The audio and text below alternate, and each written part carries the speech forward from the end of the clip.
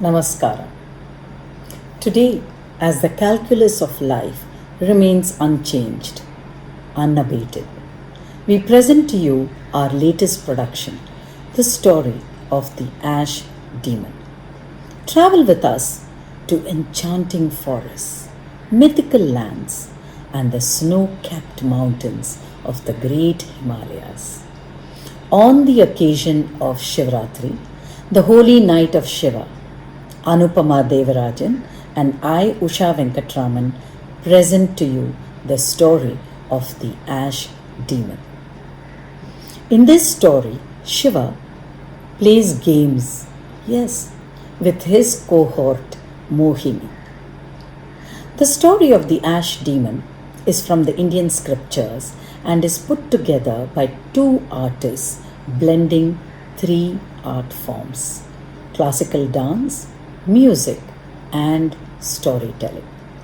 Immerse yourselves in the sacred games of the gods. We begin with an invocation to Shiva, the patron saint of all weapons and the god of destruction.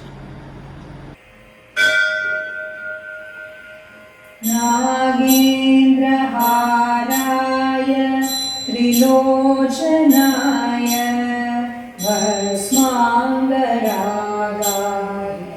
महेश्वराय नित्याय शुद्धाय दिगम्बराय तस्मै नकाराय नमः शिवाय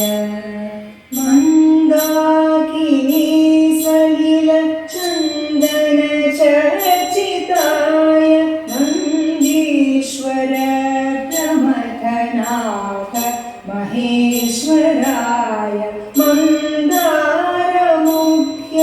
बहुपुष्पसुपूजिताय तस्मै मकार महिताय नमः शिवाय शिवाय गौरी वरदार्चवृन्द सूर्याय दक्षध्वरनाशकाय श्रीनीलकण्ठाय वृषध्वजाय तस्मै शिकाराय नमः शिवाय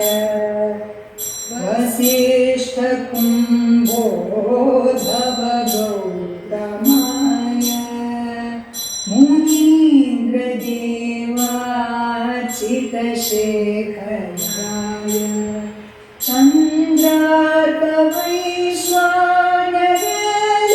चन्द्रार्कवैश्वानरलोचनाय तस्मै मकाराय नमः शिवाय यशस्वरूपाय जटाधराय पिनाकहस्ताय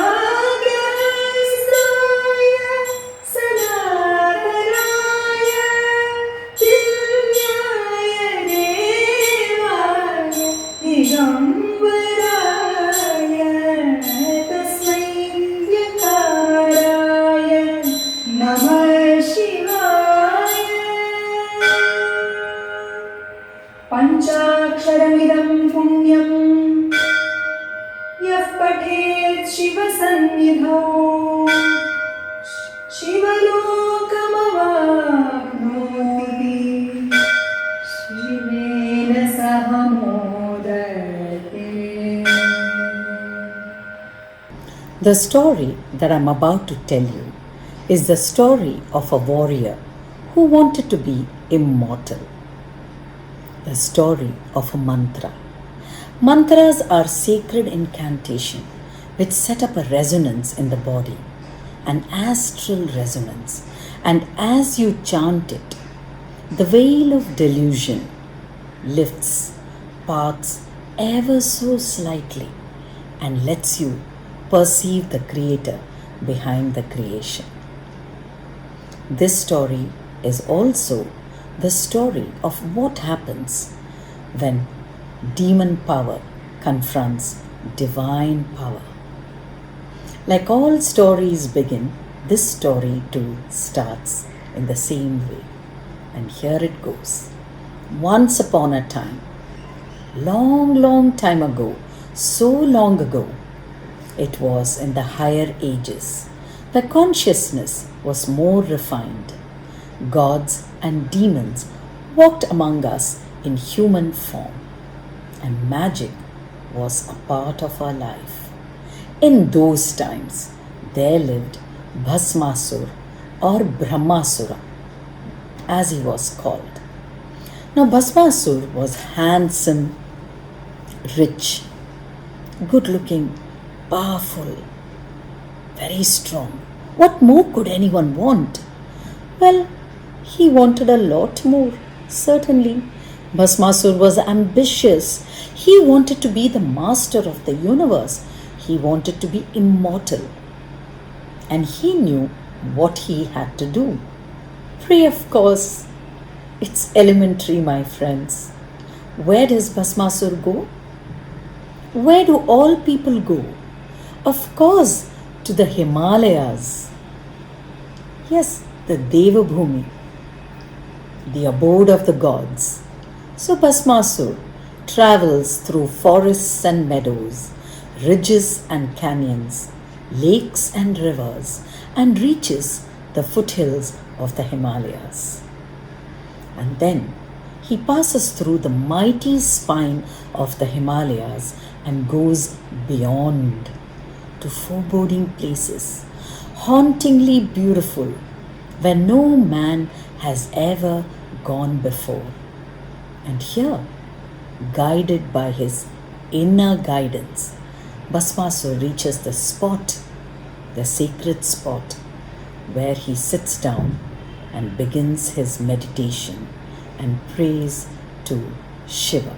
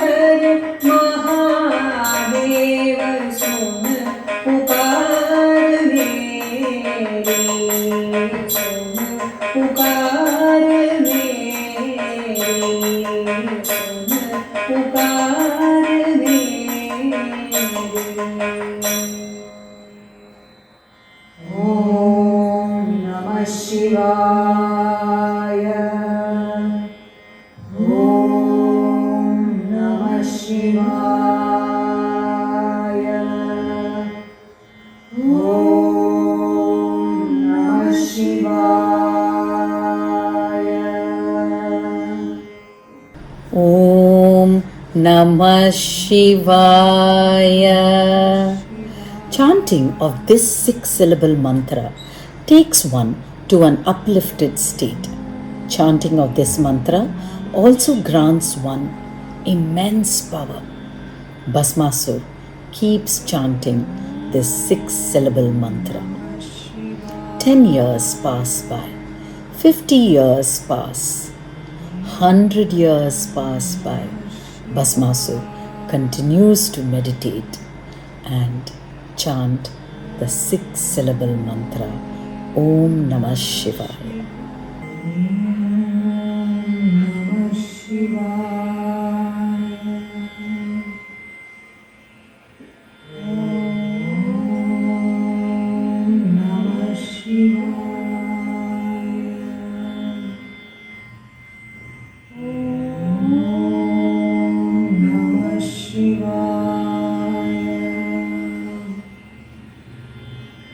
नमस्तेऽस्तु भगवन् विश्वेश्वराय महादेवाय त्र्यम्बकाय त्रिपुरान्तकाय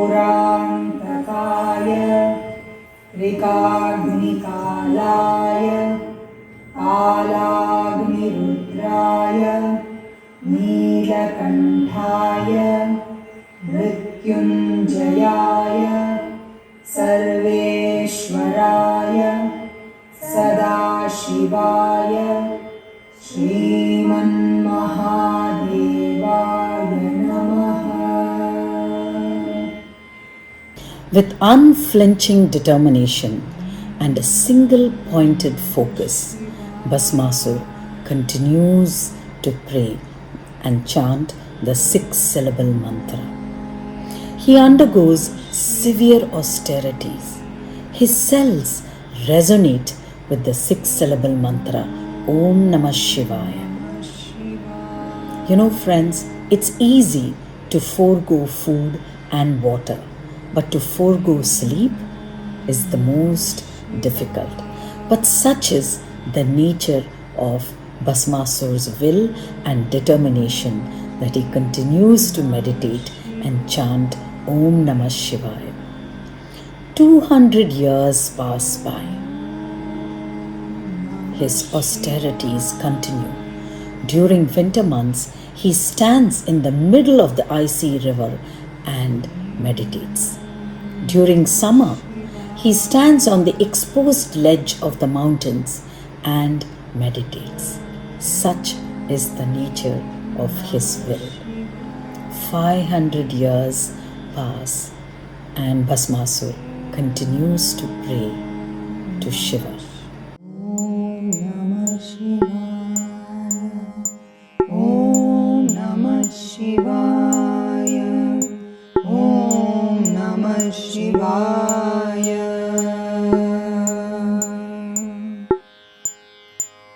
जटाटवीगलज्जलप्रवाहपावितस्थले गलेवलम्ब्यलम्बितं भुजङ्गतुङ्गमालिकां डमड्डमड्डमड्डमन्निनादवादमर्वयं चकारचण्डताण्डवं तनोतु नः शिवम्।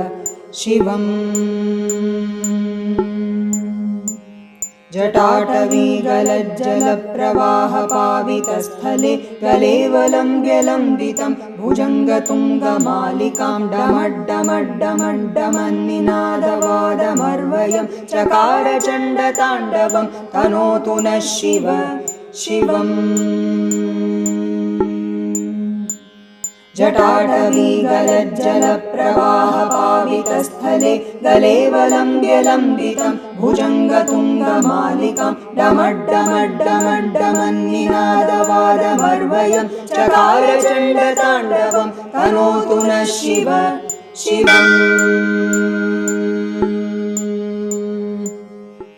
1,000 years later, Shiva, the very embodiment of compassion, responds to Bhasmasur's prayers, answers his call. It is said Shiva is a great yogi who has no desires but fulfills the desires of his devotees. It is also said that Shiva is the greatest friend of devotees and all he wants is his devotees' love. And Shiva never differentiated between his devotees, whether they were gods or asuras. What mattered to him was their love and determination. And so it was Shiva, the embodiment of compassion, manifests or stands in front of Bhasmasur. And Bhasmasur, in his inner vision, can see the luminous form of Shiva. How does Shiva look? Shiva appears dark, blue-skinned, tall, very tall as the mountains that surround him. His physicality, his presence is inexpressible. Smeared in ashes, wearing the skin of the tiger, it is said the skin represents the creative force of the entire universe. Around his neck is a cobra coiled many times around with its hood pointed in the center. The hood is in the center of Shiva's chest. merely an adornment for Shiva. His matted locks fly in all directions, spread and flying in the wind, and on one side of the top knot is the cooling glow of the moon, from whom we measure time, for Shiva is timeless. And in his hand he holds the mighty trident. The three pointed ends of the trident represent the three gunas: Sattvic, Rajas, Tamas, the interplay of which creates the universe. For Shiva, all this is merely an ornament, an adornment. The immanent form of Shiva stands before Bhasmasur as he responds to his devotees' call. Time stands still, my friends. There is stillness.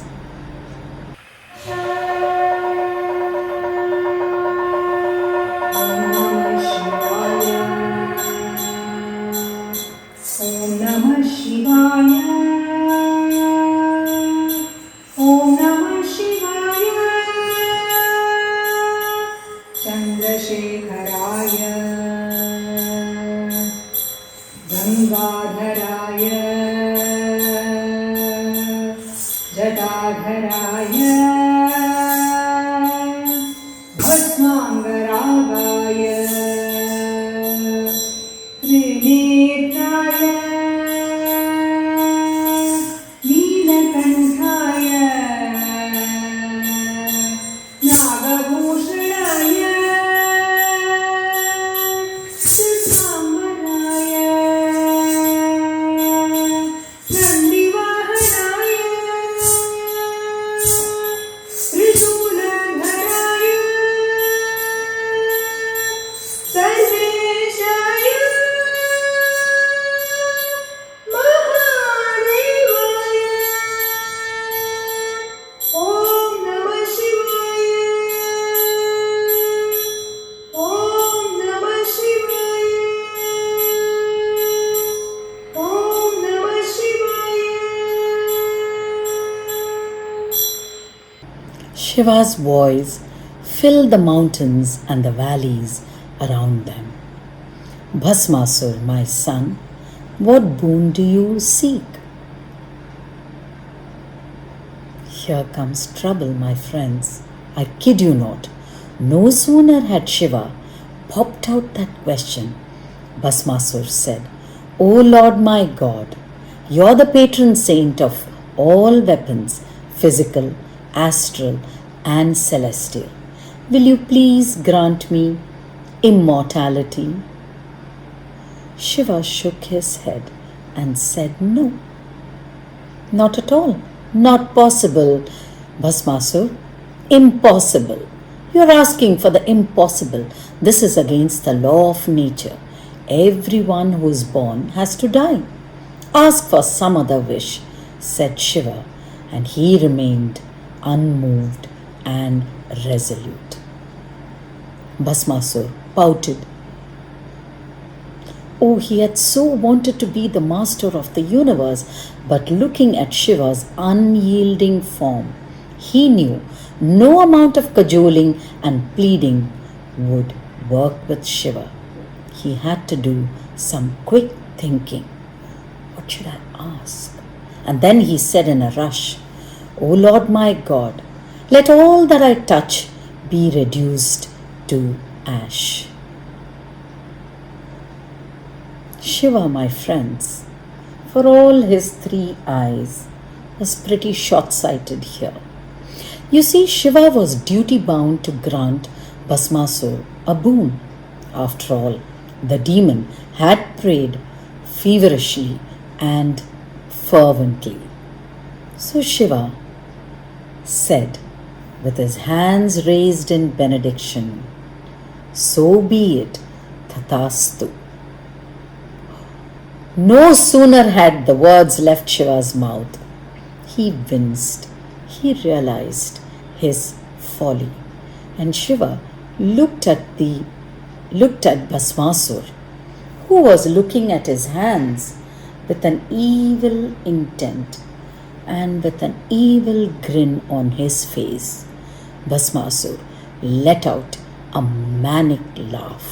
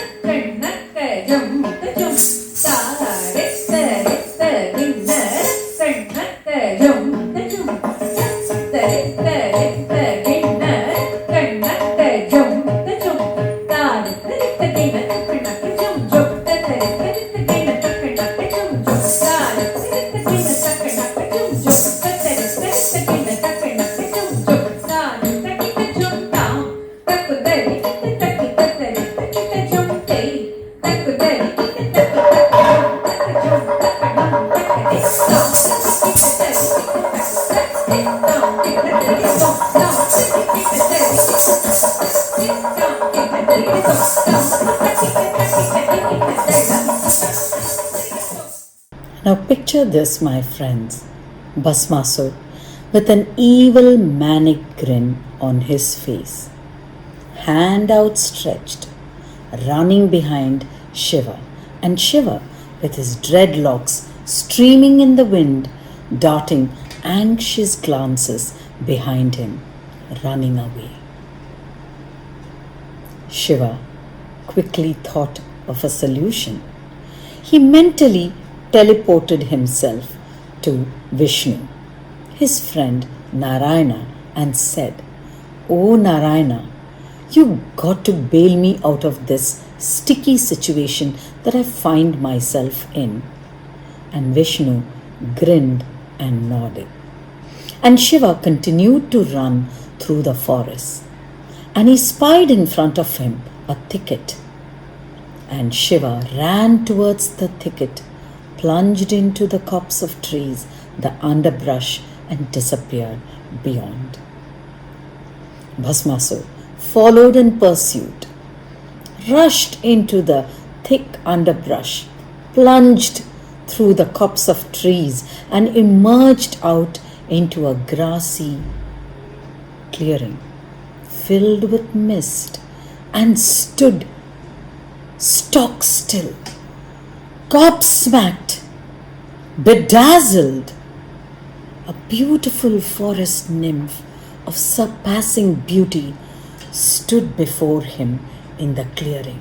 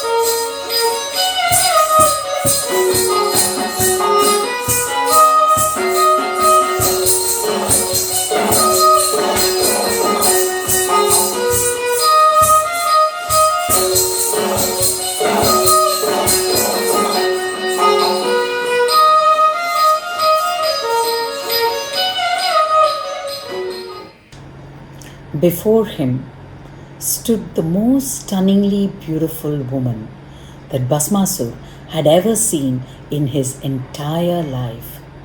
So graceful, so beautiful, all curves, duck face, dusky toned, lithe limbed, shapely as a swan, that Bhasmasur was clearly distracted enough for Shiva to make a quick escape.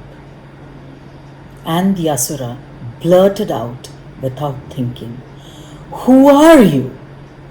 And the forest nymph frowned at Bhasmasur and said, "Sir, you don't come to my house and ask me my name. First, introduce yourself. Who are you?" Feeling like an utter fool, Bhasmasur had difficulty breathing. He took a deep breath and realized that the forest enchantress had asked him a question. And he croaked, I'm Bhasmasur." The nymph laughed. "Now you can ask me my name." Bhasmasur felt silly and he repeated his question. "Who are you?" "My name is Mohini.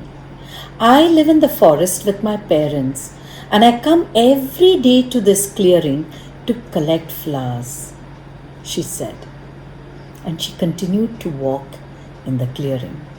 Bhasmasur followed and croaked again without thinking, "Will you marry me?"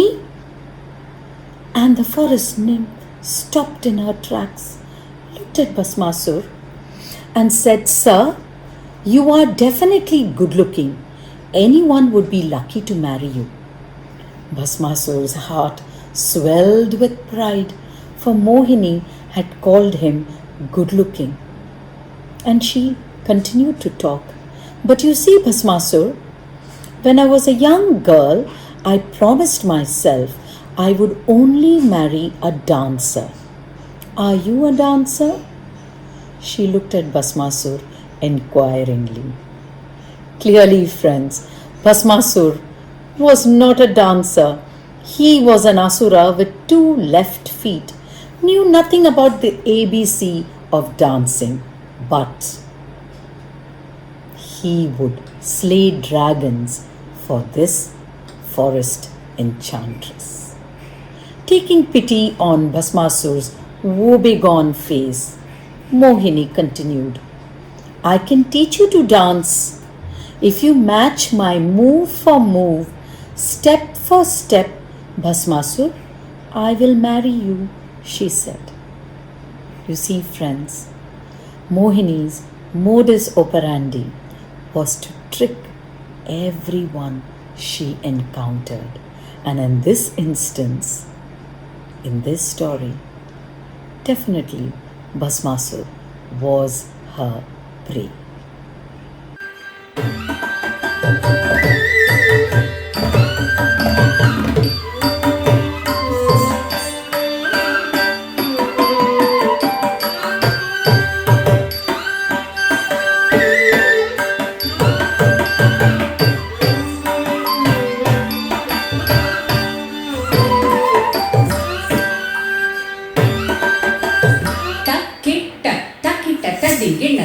Tadinginnatum. Tadinginnatum.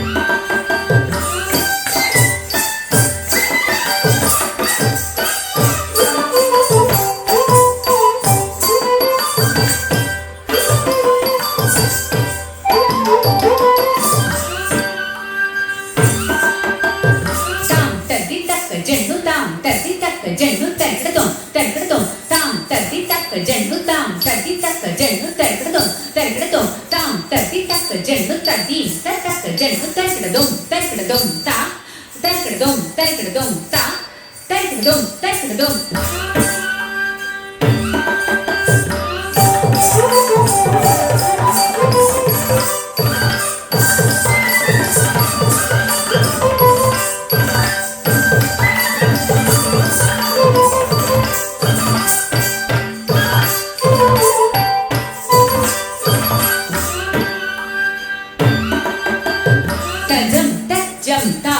గిన్నెత్తం తా తరకడదం తరకడదం తరకడదం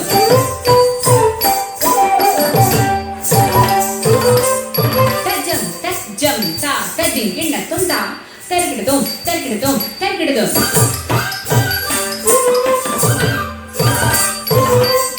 తజం తజం తరకడదం తరకడదం తజం తజం తరకడదం తరకడదం తరకడదం తరకడదం తజం తజం తరకడదం తరకడదం తజం తరకడదం తజం తరకడదం తజం తరకడదం తజం తరకడదం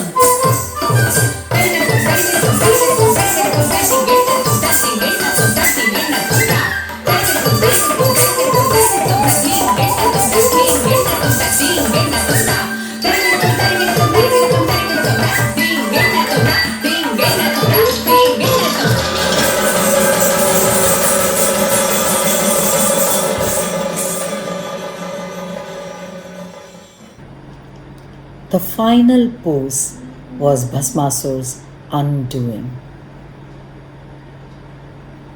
A trick that worked. Unfortunately for Bhasmasur, his powers worked. Poof!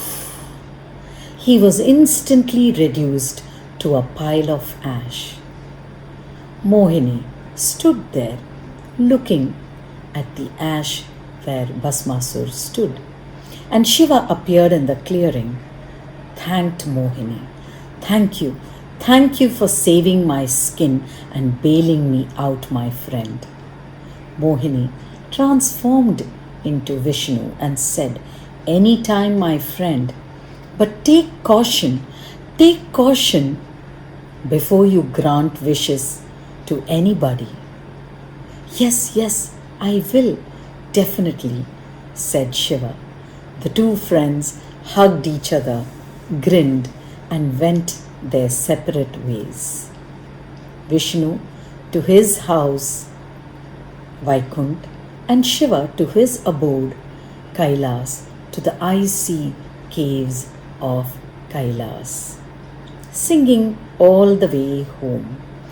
समय का खेल निराला रे भैया, समय का खेल निराला, समय का खेल निराला रे भैया, समय का खेल निराला, समय के आगे झुकना पड़े चाहे वो हो बड़ा बल वाला रे भैया, समय का खेल निराला रे भैया, समय का खेल निराला.